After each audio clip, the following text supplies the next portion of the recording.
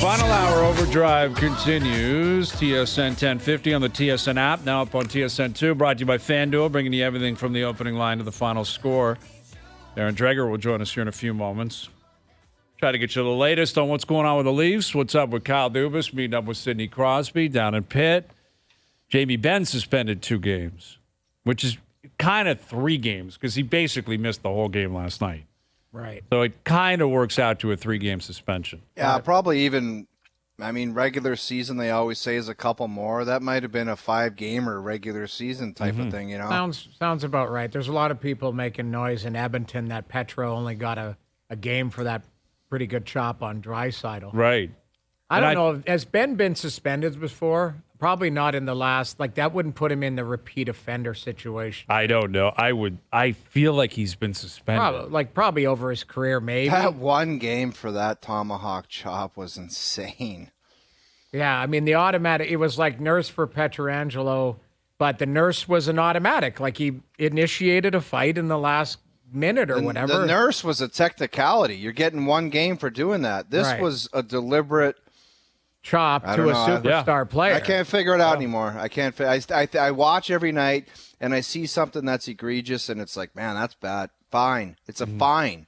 Yeah. I can't figure it out. So well, even like the Domi antics were goofy last night, but what is he getting fined for? I think the cross-check on on Hague? Hague, yeah, from behind. The initial hit. Really? Maybe. That's a fine? I don't know. That felt like, that's too much goofiness, $5,000. Like we saw that again earlier in the series, or earlier in the playoffs. Who was it that got fined? I can't remember. Now I feel like it was the Leafs series. It was. Wasn't it? Was it Hagel that got $5,000? Someone anyway, it was someone in that Tampa series, and I can't remember. Sam Bennett. On the Sam Leafs. Bennett. It was Bennett for nice, and it was fine. We'll give him $5,000. Or $5,000, Put him on the boat. And it's like, well, what's the point of that? And again, like the Domi stuff last night was kind of goofy, and but I don't see a fine there. Well, Joe from the Bridge writing, Domi got fined for the slash on Stone. There was a slash. Like Stone has been in the middle of everything, and even in the Edmonton series, they were cross-checking him in the back. I'm hoping he finishes the playoffs. Like he skates around out there and he's wincing half the time. Like he's not 100%. And it's almost like Pietrangelo and Stone have a target on them because people have been chasing them around the whole playoffs. Now, Stone is a very competitive gentleman. Like, I love that guy. He plays hard. But, the Ben thing, it's a suspension. All day every that's day a of the suspension. week. And it's all a day multiple game suspension. And I don't think he'll play again this year because I don't see Dallas winning the next 2 games. Yeah. And, but if he returns, if they push it to 6, and here comes Jamie Benn, now we're talking content. Now you got yourself a story, because if he comes back and they come alive, he scores a big goal. Yeah. Everyone in Vegas is going to say, this is ridiculous. Why isn't he gone for the rest of the series? Yeah. Which, again, I referenced the Kadri on DeBrusque. Now, that was a repeat offender because the year before he did what he did to Tommy Wingels, I think. Wingels. Exact same spot, exact same. Everything about Game 2 in Boston, like the same situation. But he got the rest of the series, much like he did the year before with Wingels, I believe. I think he got the rest of the series. And then with Colorado, when he got suspended, it was like, you're done. You're not coming back, regardless of what happens here. Right. And I kind of feel like that's maybe what should have happened with Jamie Benn. But in the end, he gets 2 games. And it may not matter because... Right. If they get swept, he misses home opener a game next year. And loses cash. And we'll start losing some money. Now, he will lose money on his playoff share, but it's a lot sure less he's not than his too salary. worried about Exactly. that. Yeah, I doubt that's high on his priority list right now. Yeah. Here's Darren Dreger, our TSN Hockey Insider. Dregs, how often does this come up in your chats, with people around the league? The Department of Player Safety, the perceived lack of consistency in terms of how they call things. How big of a hot button topic is that when you're just, chatting with people around the league? Well, mostly media, to be fair. I think when coaches and managers and even non-playoff teams are in it, they don't really pay as close attention because you're focused. If you're a playoff team, if you're in the conference finals here, you're not necessarily worried. You you're complaining about missed calls or whatever's happening in game, but beyond that, not a lot. It's a curious one, though, specific to Jamie Benn. I mean, we all saw what we saw, and I think our reaction was probably similar, where, what are you doing, man? Like, that early in the game, or just period, what are you doing? Darren, he was bracing himself for a fall. And that's where you're taking me to, and that, to me, was the most curious. So, Jamie Benn opts, and the Dallas Stars allow him not to speak after the game. And you know what? I should hand in my media card for saying this. I get it. Emotional moment. Captain of the team. He knows he made a mistake. He feels, I'm sure, that he let his team down. Does he want to explain that to the media after the game? No, but that's his responsibility. So he reneged on that. But then to double down today before the hearing with the Department of Player Safety and say that he was bracing himself and he used his stick to brace himself. I mean, come on. I like Jamie Benn, but that's absurd. It's absurd. Yeah, it's just not true at all. No, it's not even remotely true, and it wouldn't have factored into the outcome. Well, I don't believe it would. I have enough respect for the Department of Player Safety. They always remind me that they zero in on the incident itself. And sometimes injury will factor in. In this case with Mark Stone, it didn't factor in. It didn't matter. So he's getting a 4 or 5 game suspension, period, in the regular season for that act, and maybe more. Darren, where's your head at, big picture, on just all the remaining series? I mean, we're gonna have 2 sweeps here. And it seemed like all the intensity in the playoffs kind of, and like in their markets, there's intensity. Everyone cares greatly about this, but it just seems like 2 sweeps, non-traditional markets, and it's like, man, it's different, isn't it? It is. And look, if I'm an average NHL fan or a fringe fan, I'm probably getting lost and I've moved on to something else by this point.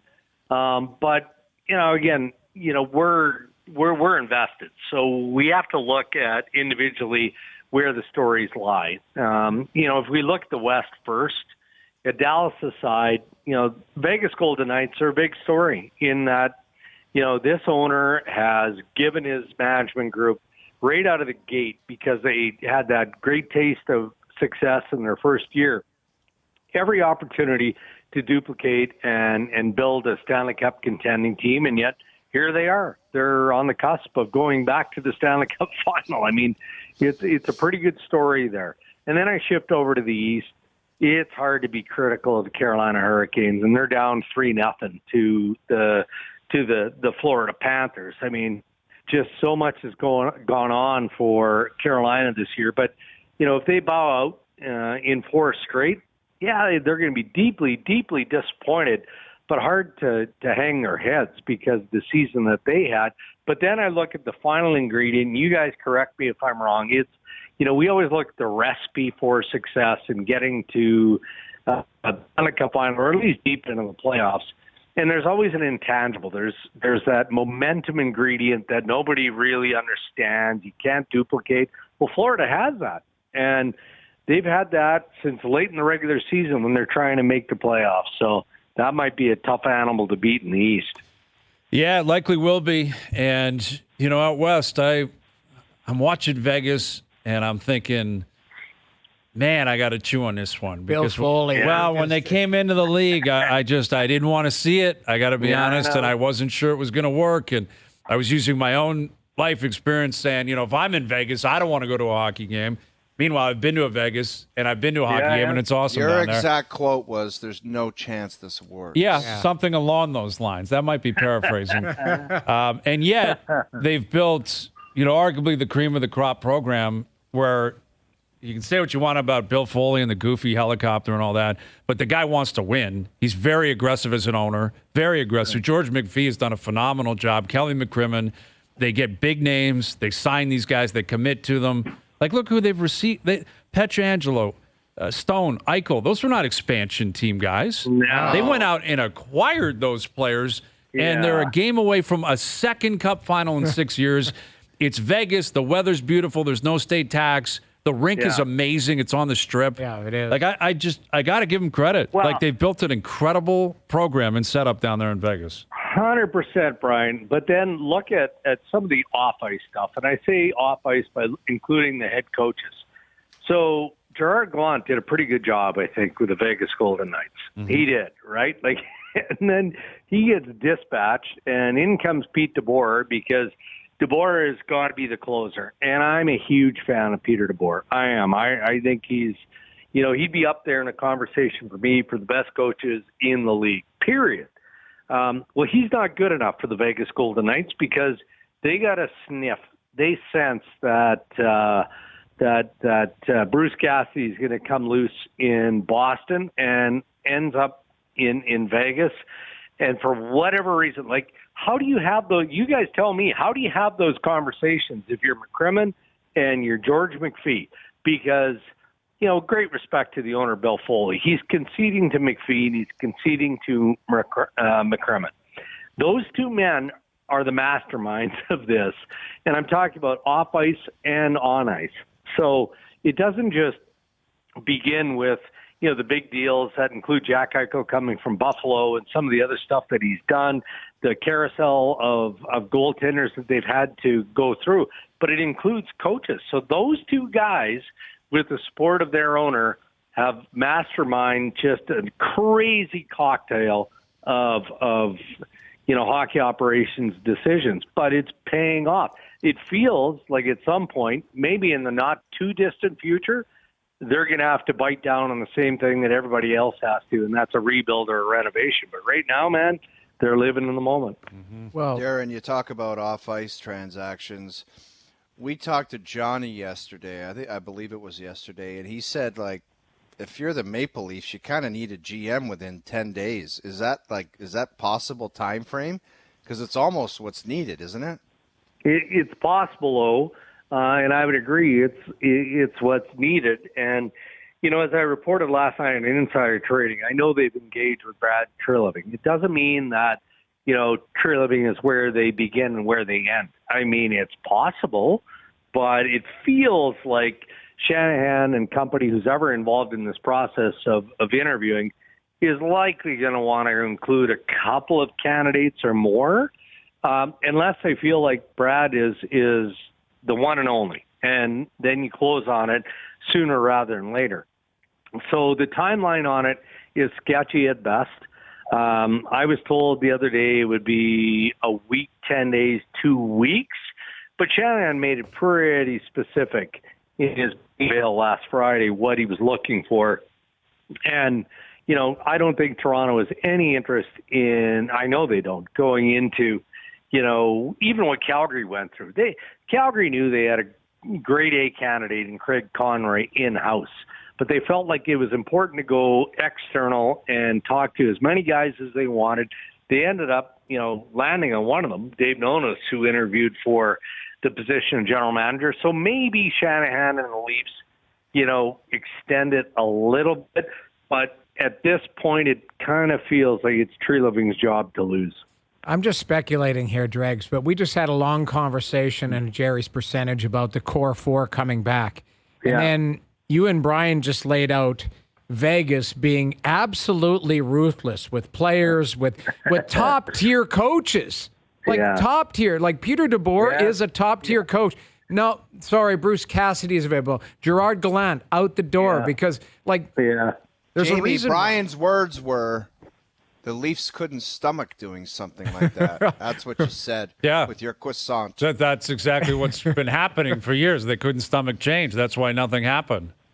Right? I'm just saying, this Great croissant. But it's more about you look at these two, and McPhee and McCrimmon both have been managers in the league, and they are, great hockey people, but they've got a mandate, and the mandate is, hey, if you're not on board, if you're turning over. They've turned over top players as well. And believe me, Nick Suzuki, Alex Tuck, those are players that you had to move out to have the team that you have. They took a flyer, and I'm sure flyer's the wrong word, but Jack Eichel, we weren't sure if Jack Eichel was going to be able to play again based on, the medical reports out of Buffalo. So good on them for being proactive. Yes, at some point it is going to come home where they are going to have to rebuild, where they're missing some prospects and draft picks because they've kind of sold the farm. But the first 6 years, it's pretty impressive. As good as it could be. Well, look, guys, and let me submit this. And, I will disclose my bias here. I've known Kelly McCrimmon for 30 years, riding buses together back in the day of the Brandon Wheat Kings. He's a sharp, shrewd dude.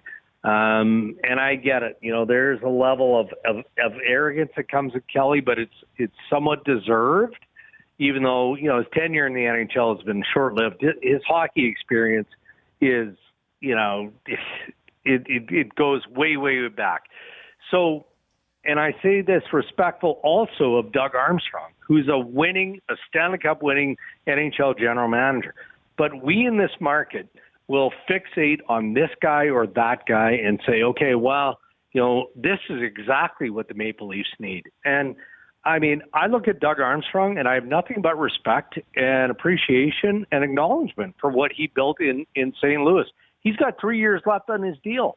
Why would Tom Stillman, the owner of the St. Louis Blues, cut him loose so he might join the Toronto Maple Leafs? And it might happen.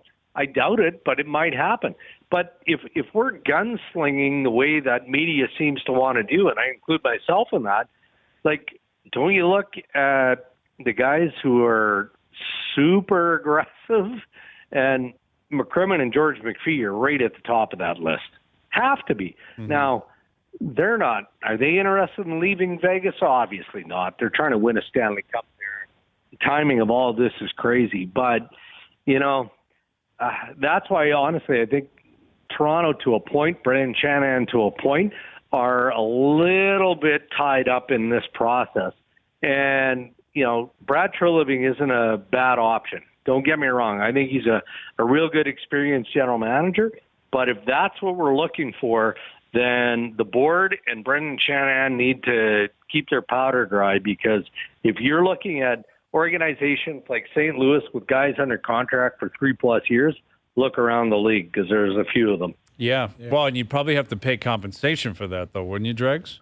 Yeah, I don't know if that works anymore, Brian. I don't think you're not allowed to. No, you're not allowed to. I was sniffing around on that. Did that with Babcock, right? Well, and wasn't it Brian Burke? It was years ago. There was a deal with... it was Pete Chiarelli. Remember when he left Ottawa to go to Boston? There was a compensation, correct? Yeah, I see. Yeah. Eugene Melnyk at the time got his wrist slapped, and I think they gave up a draft pick along the way. So it's not that easy, but I guess if it's doable to do it with a guy like Doug Armstrong, who's got 3 years remaining on his contract, again, with all due respect, I keep repeating myself, there's some gunslingers in the NHL if that's what Toronto wants. Well, and I did clarify. I was sniffing around on that going, is there any type of compensation? Because could you do that? And apparently the league clamped down. There's not allowed to do that anymore. So what you need is the person to get out of his contract. You need to go to the owner. The owner needs to say fine. And once the owner basically says fine, talk to him, the owner's telling you fine, I'm letting him leave if he wants to. Let him out of his contract,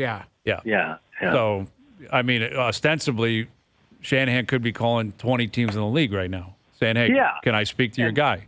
And look, how difficult is that? And Pierre LeBrun talked about it, and so did I yesterday, because, look, a high-ranking source of the Blues, specific to Armstrong, said, come on, it's fabrication. I'm not crapping on the writing of the people who are speculating on Armstrong and the Maple Leafs.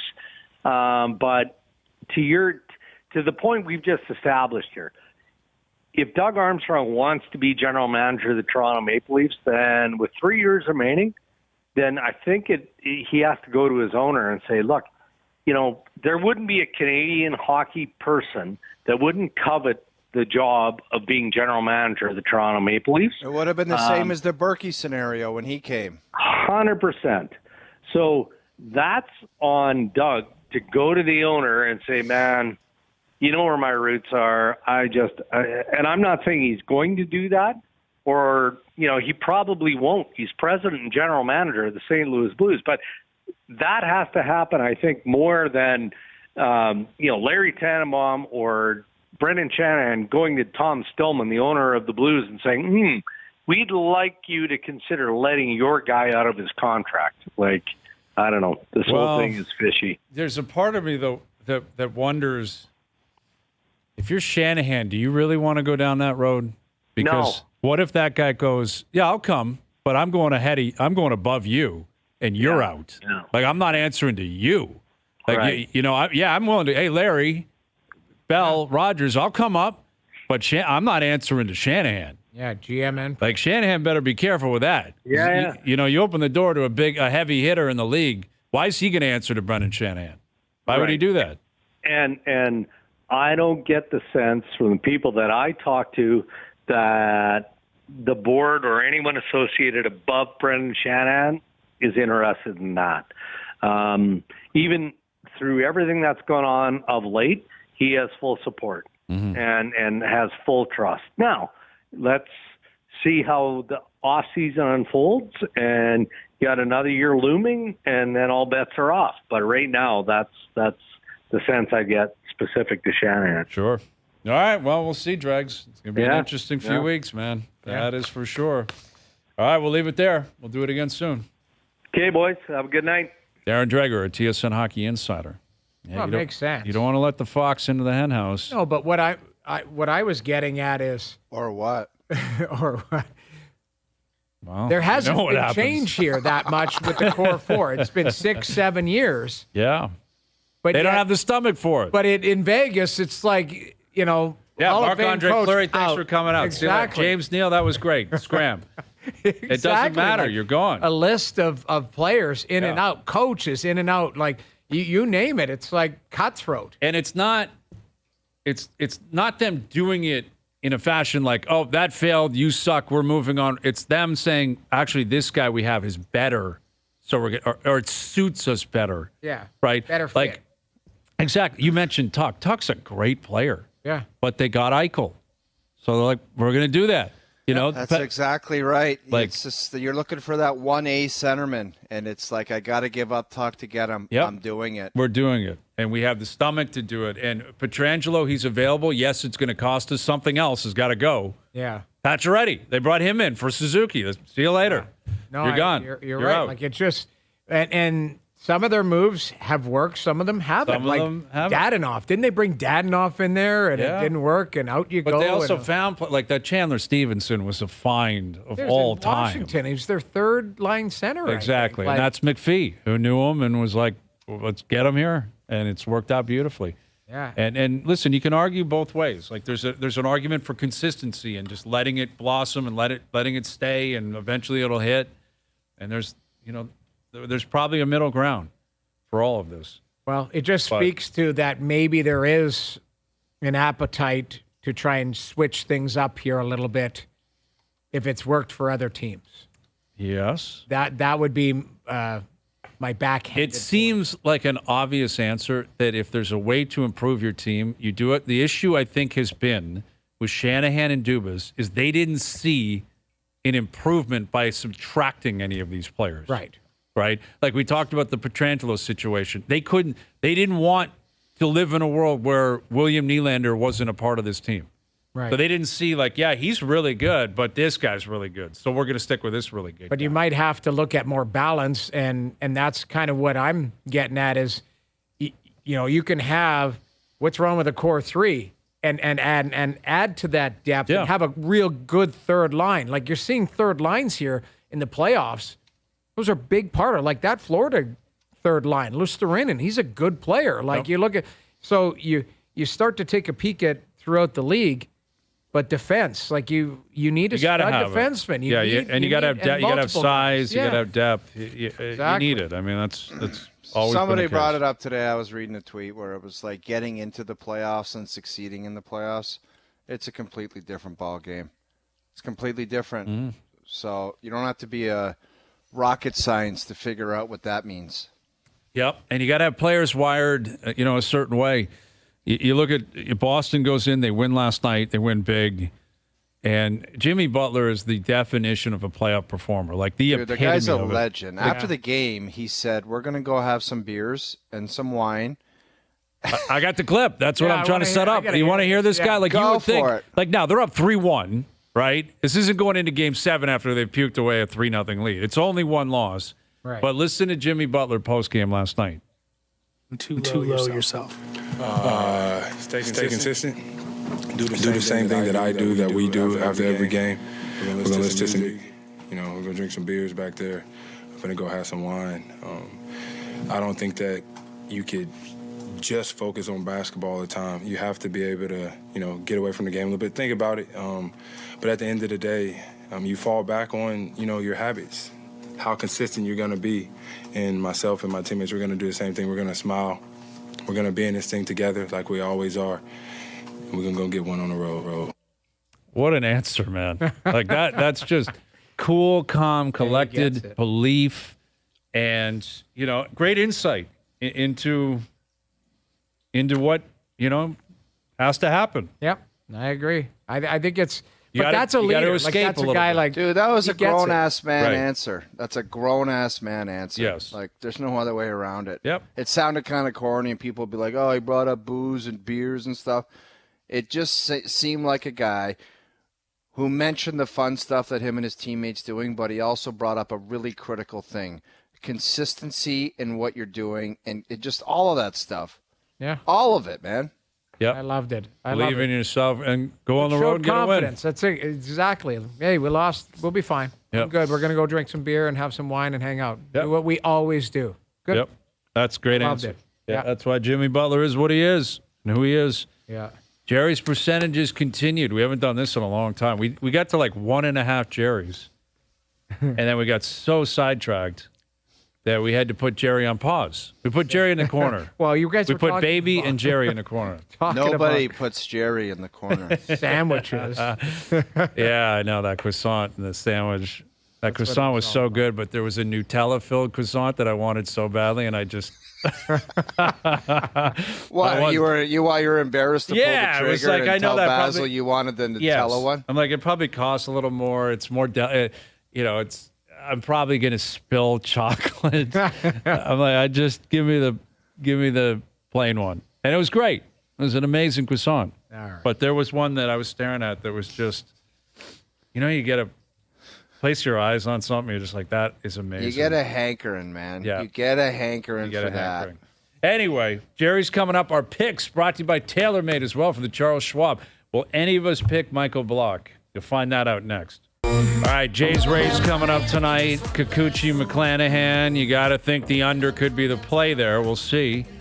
Best bets brought to you by FanDuel later this hour. And obviously, sorry, I'm just waiting for some information. Trying to stall. I'm just going to jump on. Let's just peel the curtain back. Do the read that you have. Okay, Done. Thank you, Grappler. I thought your brain was Just sitting seizing. there like I'm stalling, waiting for the Grappler to get me some information. And I'm like, what can I possibly tee up that's going to kill 90 seconds? Anyway, you ready for our picks? Yes. We got I picks. All right. Do it. OverDrive PGA picks brought to you by 20 weeks of TaylorMade, the Golf Talk Canada fantasy golf pool. We love TaylorMade. Michael Block, big TaylorMade guy himself. And, of course, he is in action at the Charles Schwab down at the Colonial this week. Do you want the first pick? I do. I'll and give you the it's- first pick. Go ahead. It's very simple. Scotty Scheffler. The guy, he's like Rahm. If he's in the field, you got to take him because it's like a win or a T2 every week. Yes. You're dumb not to take the guy. Scotty Scheffler. Yeah, he's a massive favorite. Like looking on FanDuel, he's plus 450. The second, shortest odds are Spieth at plus 1,300. And I'm not going to take Spieth. You know who I'm going to take? A man that was in the act last week. Man that was the last man standing Rick beyond Hovland. Brooks Koepka. Absolutely, I'm going to take Victor Hovland. On a good course, tough course, with a good competition, he shows up. And he's been pushing the limits for a while here. Like, it feels like he's going to break through. You're getting plus 1,600 on him. Rick I will Hovland. take Richter Hovland. love it. First pick. I'm going to take the man that you bypassed. I just think Jordan Spieth wants to win in Texas so bad. He's already done it. I think he did it last year Yep, he at did. the Valero. I'll take Jordan Spieth. Yeah, he's for got the that charge. wonky wrist. I don't know what to make of that. Why he's even playing is a question to be asked. Like, you Yeah. got the U.S. Open around the corner. Right, they're at the Memorial next week too, right? Like that's if he's big not one. playing, I get a replacement. Let's agree on that. Sure, I'll give you that. Absolutely, why not? All right, I'm going to move a little bit further down the list. I'm going to take Max Homa. Max Homa. This is a great field. Great field. Max Homa. He doesn't generally win outside of the state of California. Texas is clearly not in the state of California, but he's got game, and he's setting up for the majors. I'll take Max Homa with my second pick. I'm going to go to some ball striking. I've got a couple guys in mind, but it's a ball striker's course, not a bomber's paradise. Tommy Fleetwood from England. Oh, Tommy Fleetwood. Interesting. Tommy snuck into the top 30, I believe, last week. Tommy was golfing his ball around and looking decent. I'm not touching this guy because he was awful last week, and I can't imagine his caddy's life the last 4 or 5 days. Sungjae Im was pathetic last week. You say your boy Sungjae at the PGA? He was like 12 or 13 over. He was horrendous. Missed cut, obviously. Oh, not even sniffing the cut. I don't know why I brought that up. I just felt like it was necessary to do so. I'll take Colin Morikawa. Colin Morikawa. I don't know how he's going to putt this week. Tee to green, best iron player in the world. Colin Morikawa. Couple more picks, quick. I'm going to take a 2-pack of guys, okay? I am going to take Chris Kirk, my good friend, and my other good friend, Brian Harman. Wow, Bryan Harman. Brian Harman will have a black pant with a brown belt and will be grinding around the greens. Yes, he will. With some blue shoes. Blue shoes, black pants, brown belt, and grinding. I'm going to take Kurt Kitayama. Kurt, because I'm going to go long shot. You took Harman. That's a long shot. Kurt was in top 10 last week, and he won on a great track, the Arnie Palmer, earlier this year. And on top of that, I will take my boy Tony Finau. All right, that wraps it up. That's enough. Give me block. I'll take block party. I'll take He's block not party. winning this tournament, dude. You get one more. You get one. more. I'll take block party. Okay, do I have to take a long shot? Go ahead. Let me find a long shot. You know who I'm going to take? My boy Nick Taylor. Nicky Taylor. I love Nick Taylor. Not a long shot. That's a great pick, actually. It's a phenomenal pick. that's your guy. Want to That's my switch? guy. You want block party? I'll take them. No, I want Nick Taylor. You got Blocky.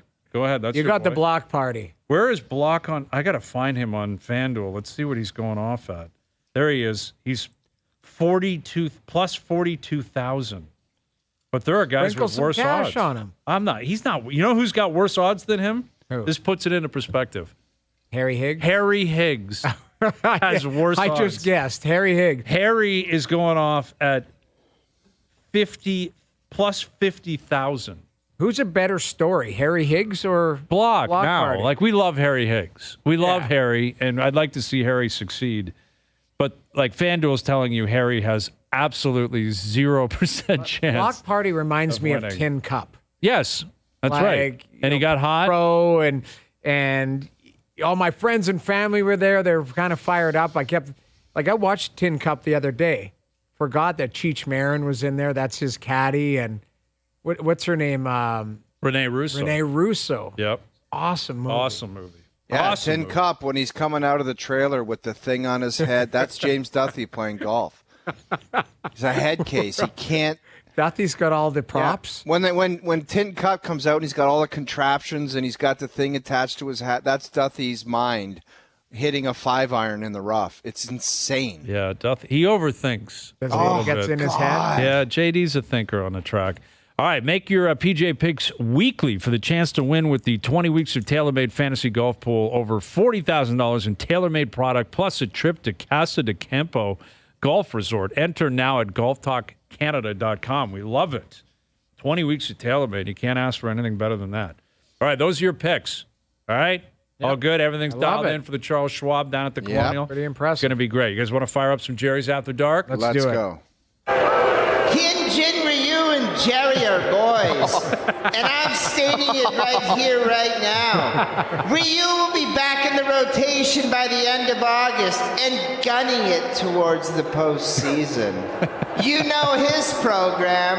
5.1 innings, I-95 in an Uber. I did not know that Hyunjin, Ryu, and Gerry were boys. I did not either. That's great. Well, there you go. He's got him back in the regular spot in the rotation by September. I don't see it happening, man. No. I don't think that this guy, just because he started eating some egg white omelets and he's a little bit healthier, I don't know. Yeah. I don't know if he has like a Max Scherzer, like maniacal burning desire to kind of get back on the mound and be great. Mm-hmm. It almost looks like with how casual he is, where it would be like, nah, we'll see what happens. Yeah. I mean, the money's going to be there anyway. He's getting paid. He's coming off Tommy John. Like, that's a lot of rehab. I'm 12%. Like, I'm low on this. Very low. There could be a setback. Well, I'm going to give him 50, Noodles. I'm going to give him 50 that he cares enough and he's going to do the work that it could happen. Yeah, I mean, 50. Listen, he's not a power arm. He never has been. That's not how he pitches anyway. Maybe sometimes with a body and a frame like that, a guy that's not chiseled, maybe it's easier to do this. Who knows? And listen, I'll talk to my guy Gerry Roberts about that. Yeah, look into that. He needs to hit his spots. Easier said than done. Let's not forget. Like, prior to the Tommy John, he was not exactly pitching that well anyway, right? Like, there's been a history here recently of some pitchers they've given big money to, and it just has not panned out very well. Now, Gosman being the exception, but Barrios, as we know, Kikuchi, Ryu, they haven't really got their money's worth. But I'm going to say 5%. Like, I'm so low on this because they've kind of built the rotation right now. At some point, you'll see a hiccup there, but they might acquire a piece of the deadline that pushes him even further down. That's true. Right? Like a rotation, like a regular rotation spot every fifth day. I don't see it. Yeah. I don't see it. I don't think they're banking on that either. You got to show him respect. He's a lot. He uses your facilities. He's still a Blue Jay. You're paying him. But the idea that he's going to find a role, I think that's far-fetched. Jerry hates Bush League sports, especially when you see a position player pitching in the bigs. Well, guess what, Pigeons? It's your lucky day. Because Jerry's about to pump your tires. Each one of you could get a hit off of Luke Riley. Luke Rainey, I think is his name. Jerry was out to lunch. Yeah, I don't know. That. Luke Riley, we can definitely get a hit Jerry on him. misread it. Yeah, I think Jerry was talking about the position player that was pitching for the Rays last night. He was throwing some matzo balls right across the middle of the plate. 50, just over the plate. I think I 100% could get a hit on him. I do too, 100%. Do you think you can get a hit, Noodles? I've got pretty good hand-eye coordination. Yeah? You believe in your dexterity? I was actually a decent ball player growing up? Baseball player till I was like 10, 11. Okay. I packed it Do you in. get barrel on ball of a rainy pitch? I'm going to give 100% on this. I think, you got to sit on a couple pitches. We go up there like buffoons and just start swinging. There's probably more movement on those balls than you think, but too. You just need to get a hit, though. That's it. You just got to put it in play. You got to put something on it so it's going to get through the infield. I could put it in play. You think so? Put it in 100%. You think you can, like 50 miles an hour, you can hit. That's faster than you think. Oh, I know. But it's not slow. I'm good at velocity based on pucks and angles, all of that. You're not stopping it. You're trying to hit it. I think I could, but I'm not going to be 100 because I don't know. Old man, back, all of that it's not stuff. like he and I are, Babe Ruth and Ty Cobb. I'm just saying, like, I'll give myself 85%. 85 for you. Yeah. Oh, you're saying 100. I know I'm 100. I know 100. I could 100%. I could get barrel the ball and put that into the outfield. Possibly a home run off. Oh, now it's a home run. It's a hypothetical anyways. You might as well show confidence. It means nothing. Yeah. All right, we got any more Jerry's? All right, one more. Congratulations to that wannabe commissioner, Roger Jerry Goodell, on his upcoming contract extension. Meanwhile, Jerry's feeling young and spry, which means at least one of Goodell, Bobby Manns, or Adam Silver will leave their post before Jerry ends his Hall of Fame run as commissioner of the National Hockey League. Wow, what a take. He's saying he will be there longer than one of Silver, Manfred, or Goodell. I feel like Goodell is always on thin ice, even though he's getting a deal for 27, apparently. I know, but he makes 50 sheets a year or whatever it is. I just feel like he's the guy who's always like the most polarizing, but I don't know, man. I think Jerry's going to be around. I think I've been told he's got a lot in the tank. Like, he has no desire to, like, put in a year and then step away. I think he's got a lot in the tank. How much further can you go? Like how Dude, old I is don't Gerry? know. He likes. 60? I think he likes the action. I think Yeah. he. Who wouldn't, man? You're I the king of the understand that. county, as you say, Brian. Yeah. I think he's got a lot in the tank. Sure. So he's 70 years old. Listen, there are presidents and senators and prime ministers around the world that are older than that, and he's competent. He's still on the ball. You know, like there's no ageism here. It's just a matter of how long you really want to do it, how long the owners want you to do it. I don't know. Are they going to go through expansion again? I mean, he's kind of that's been really driving the last 10 to 15 years of his legacy. I'm low on this because I think Gerry would be the first one out. Yeah, I like Silver is not going anywhere anytime soon. He seems secure in the NBA. Goodell, I don't know. Goodell may not want to do it forever, but if he's there for another 3 or 4 years, that's probably enough, you would think. Manfred's a wild card. Like, he's said some goofy stuff and done some stupid stuff. But, you know, they usually have longstanding commissioners in baseball. Yeah, I'm low on this, too. I'll say 10%. I'll leave the door open. But I like Gerry. I mean, when I say Jerry's got a lot in the tank, at 75, you generally right, pack 4 it or 5 years. But that might be enough for one of the other guys to be either booted or just say, I've had enough. Right. Take on another gig. 10%. I'm low on this, too. 6%. I think Gary's the last guy out, or the first guy out. Okay. Yeah. All right. There you go. Okay, a little Jerry's After Dark. We got our picks made. Come back with our best bets brought to you by FanDuel. Jay's in action tonight. We got a game in the Stanley Cup playoffs. Nothing in the NBA playoffs tonight, thanks to the Lakers. Thanks for going down in a sweep. That means we don't have any more NBA in the West. But you got a Game 5 cooking in the East. Jokic, he actually dummied. He's a machine, street that kid. clothes, though. He's not a kid, but he's a machine. But like street clothes was battling, and there was no way he was faded. guarding him. That guy deserves poorly. a championship. The Jokic way he's has been played the last outstanding. 3 or 4 years, that guy deserves a championship. Does he He's have probably gonna brothers? Get it. He's got 2 monster brothers that are the So scariest human beings. That was on legit. Earth. Them yelling in the stands. Yeah. The other, like I thought that was just like. There's video of him, like when Jokic, he laid someone out. Can't remember who it was. Who was it? It was. Marcus Morris, that's right. And the Morris brothers are monsters too. Right. And they got into a confrontation, and his oldest brother's got tats everywhere. Yeah, it looks. And he was going nuts, like security's like holding him back. He's trying to get on the court. And I think he's like 6'8" or 6'9". Yeah. Well, there was a meme of it said the Jokic brothers, and I was like, it does look like them. Yeah. Going after like another, like yelling at the other team. Oh And yeah, I was like, these they've guys been are involved lunatics. in like confrontations. They I are not love people that. you really want to mess around with. Best Bets brought to you by FanDuel. Still to come. OverDrive continues. TSN 1050 and on TSN 2. All right, today's Best Bets powered by FanDuel. Make your picks and assemble a same-game parlay in seconds on the FanDuel Sportsbook app. I'm not going to touch the Michael Block stuff, but it's minus 320 that he misses the cut. Like, that's a big number.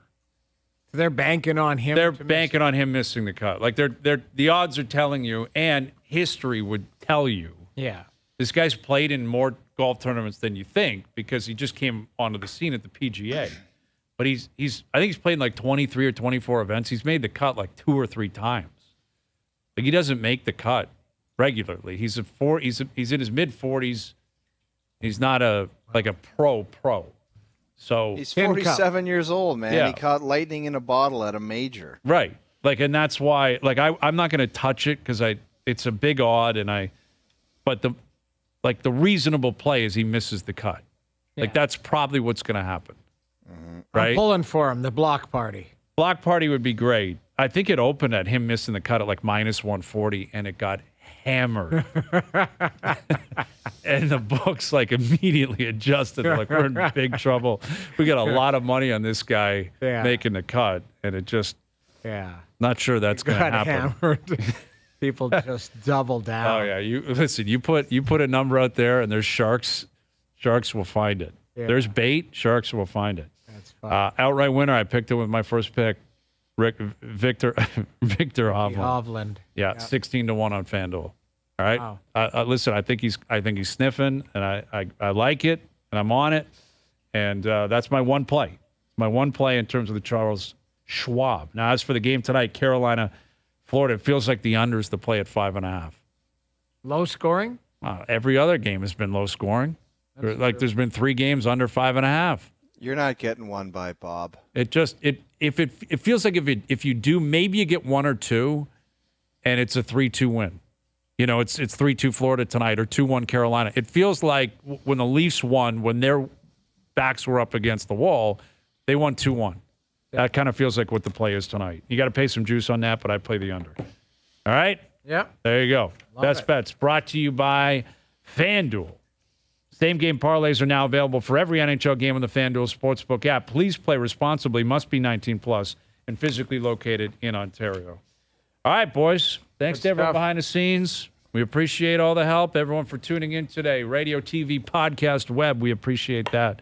We're out of here. Enjoy your evenings. Enjoy the games tonight. We're back tomorrow at 4 p.m. We'll chat then.